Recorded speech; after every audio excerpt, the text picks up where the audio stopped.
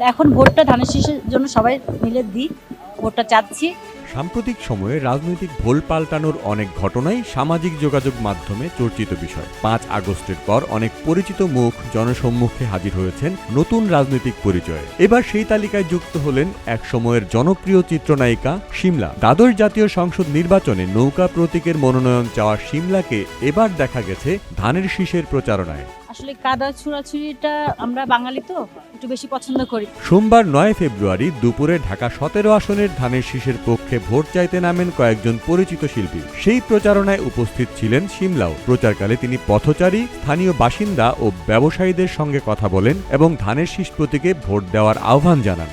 আর আমাকে 9-6 কথা কেউ বলবে প্লিজ। সামাজিক যোগাযোগ মাধ্যমে ছড়িয়ে পড়া ভিডিওতে দেখা যায় সোমবার দুপুরে ঢাকা 17 আসনে কণ্ঠশিল্পী মনির খান, রবি চৌধুরী, অভিনেত্রী রিনা খান ও অভিনেতা শাহেদ শরীফের সঙ্গে ধানের শীষ প্রতীকে ভোট চাইছেন তিনি। প্রচারণার ফাঁকে গণমাধ্যমের সঙ্গে কথা বলতে গিয়ে শিমলা বলেন, আমি শিমলা, ধানের শীষের জন্য ভোট চাইছি, তবে আমাকে নিয়ে 9-6 কথা বলবেন না। 9-6 কথা বলেন না, আমার অনেক কথা আছে।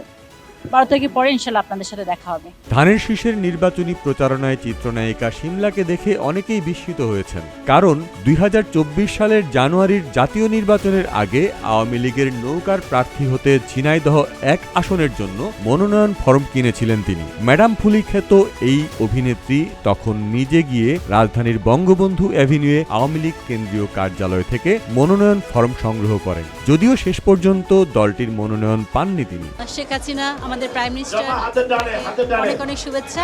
এই সময়ে এসে রাজনৈতিক অবস্থান পরিবর্তনের ব্যাখ্যায় সংবাদ মাধ্যমে দেয়া বক্তব্যে শিমলা বলেন, তিনি মোটেও ভুল পাল্টাননি, বরং এটাতে কোনো সমস্যা দেখছেন না তিনি আরো বলেন, একটা কথা আমি পরিষ্কার বলতে চাই, আমি কোনো দলের কর্মী নই, শিল্পী হিসাবে আমি সবার, যাকে মন চাইবে আমি তার জন্য ভোট চাইব।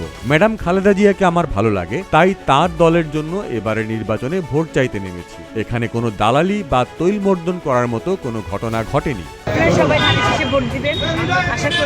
শহীদুল ইসলাম খোকনের ম্যাডাম ফুলি ছবিতে অভিনয়ের জন্য 1999 সালে জাতীয় চলচ্চিত্র পুরস্কারে শ্রেষ্ঠ অভিনয় শিল্পীর পুরস্কার পেয়েছেন শিমলা। সেই প্রসঙ্গেও কথা বললেন এই অভিনেত্রী। আমি জাতীয় চলচ্চিত্র পুরস্কার প্রাপ্ত একজন শিল্পী, এই পুরস্কার আমি ম্যাডাম খালেদা জিয়ার হাত থেকে নিয়েছি, তখন তিনি প্রধানমন্ত্রী। তার স্টাইল, ব্যক্তিত্ব ও ফ্যাশন সেন্স সবসময় আমাকে মুগ্ধ করে। চিত্রনায়িকা শিমলা অনেকদিন ধরেই আড়ালে, চলচ্চিত্রেও তার কাজ খুব একটা নেই। এই সময়ে ধানের শীষের পক্ষে প্রকাশ্য প্রচারণা, চিত্রনায়িকা শিমলার রাজনৈতিক অবস্থান নিয়ে প্রশ্ন ও কৌতূহল তৈরি হয়েছে বিভিন্ন মহলে। ভোটের ফলের পাশাপাশি 12 তারিখের পর শিমলার অনেক কথাগুলো কি তা নিয়ে হয়তো অনেকের কৌতূহল থেকে যাবে। 12 তারিখ সারা দিন ধানের শীষে ভোট দিন।